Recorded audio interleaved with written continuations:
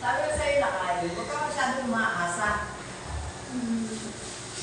Isang mapagpalang muli po sa ating mapagpalang umaga po muli sa ating lahat. Oras na naman po upang parangalan po natin ang Panginoon sa ginawa niyang kabutihan sa ating buhay. Maraming salamat. Ako pangunahan ko na po ang pagpapasalamat sa ating Panginoon. Napasok po dito ang 2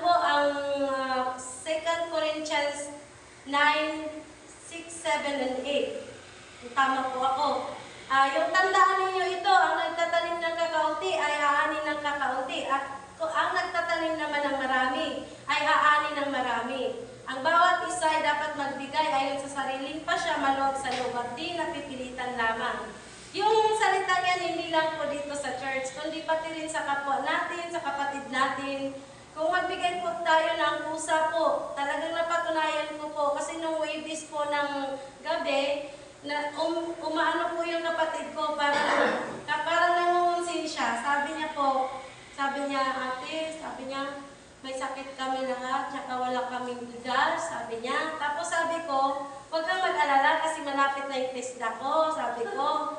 Darating na yung sahod ko sa TESDA, ipapadalan kita kako. Tapos, nung kinabukasan ko, hindi ko akalain na ibibigay pala ni Lord yung sahod ko sa Facebook. Kaya, grabe yung tuwa ko, nauntog-untog pa po ako sa tuwa ko kasi hindi ko akalain na darating talaga yung sahod ko. Kaya salamat sa Panginoon, talagang dinilig niya po yung panalangin natin. Kasi po, sabi ko nga po kay Pastor na ipanalangin din po nung Miyerkules. Kasi natanong po ni Pastor na, yung sahod mo, kumusta na? Sabi ko, Pastor, ipag-pray niyo po. Sabi ko, tapos ipag-pray natin yan, sabi ni Pastor. Kaya salamat sa Panginoon talaga. Alam niyo, napakalaking bagay po sa amin yun. Yung $25, 1/4, pero salamat Lord, naging totoong pera po talaga siya.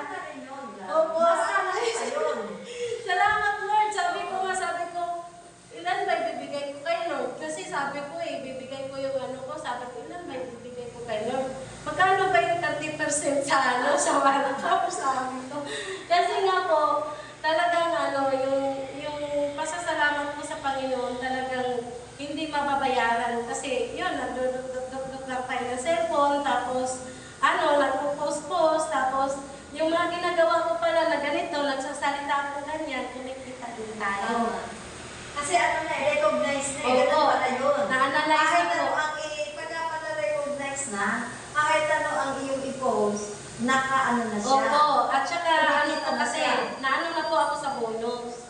Kahit nagpo-post lang po ako ng mga picture, meron na po ako kita kung maraming react and comment. Kaya hindi po ako nawawalan kasi meron po akong may limit po ako sa isang linggo na binigay ng Facebook sa akin. Yun nga. Opo, may 15. Suportahan din naman kami. Kasi may limit kami. Opo, may limit po talaga.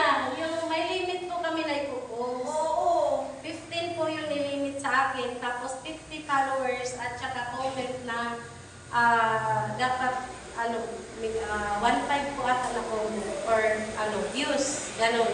Kaya salamat Panginoon. Salamat din sa kay Pastora na sumusupport sa kay Ate Juicy. Thank you Lord sa mga ginagawa mo. Pera, supportahan mo. Kasi hindi ko magpasa sa star. Ay, sa star po, hindi po nagkakaroon ng star ang aking page. Kasi po, hindi nga pwedeng magbigay pag hindi pa na pare. Opo, hindi hindi pa po. na sa Facebook. Opo. Kahit gusto magbigay, hindi pa na Opo. pwede. Opo, at saka po kasi, sa page na po kasi ang gamit ko. Ang page ko, hindi po siya mag-provide ng star.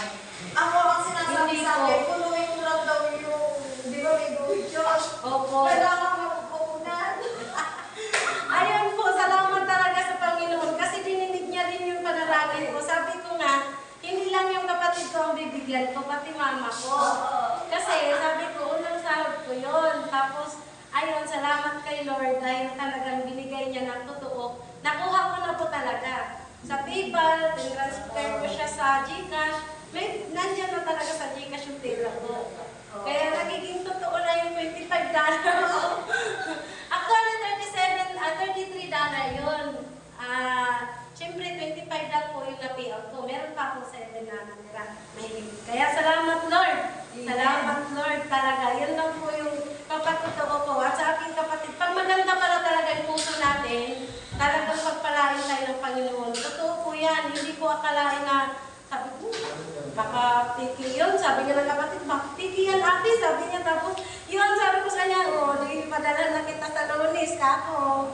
Padala ko na siya. Kaya salamat sa Panginoon talaga. Salamat na binigay niya. Ganun na rin sa aking mga anak, kay Genevieve at saka sana hindi po sila magkahawaan kasi si MG po nagkaroon ng sakit at ito medyo nahawawaan kasi magkatabi sila. Kaya pinapanalangin ko sa Panginoon ngayon na sana paggalingin po niya yung aking isang anak para hindi po sila maghawa-hawa at hindi kami maghawawa. Ganun na rin, pinapasalamat ko rin yung malapit na rin yung payout natin. Salamat sa Panginoon. Parang pakiramdam ko.